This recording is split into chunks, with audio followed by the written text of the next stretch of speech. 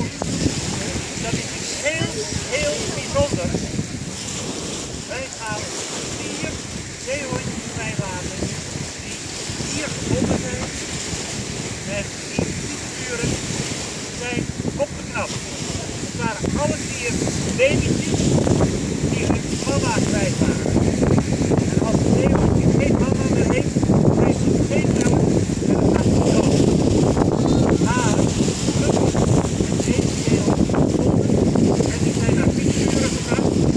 En die figuren hebben ze in stand en het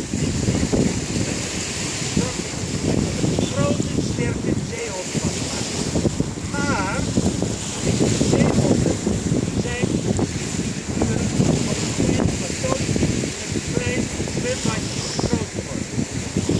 Ze zijn helemaal niet gewend aan golven en zand. Eigenlijk als we in die klep openmaken, dan is het een hele rare nieuwe wereld waar ze niks van snappen. En dan moeten jullie ervoor zorgen dat ze niet bang worden, heel stil zijn, heel rustig, nog 5 uur voordat ze water in durven. Want dat water, hier zijn golven die worden niet gestuurd. Daarom blijven we heel stil, blijven achter de kisten, maar niet naar voren, totdat alle zeehondjes ver weg in het water zijn. Net alle zeehondjes in het water, die woont hier en die gaan straks deze zeehondjes treffen. Die zit er instrument.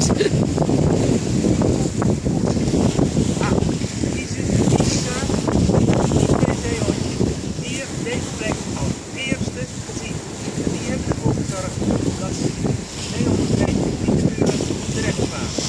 We gaan nu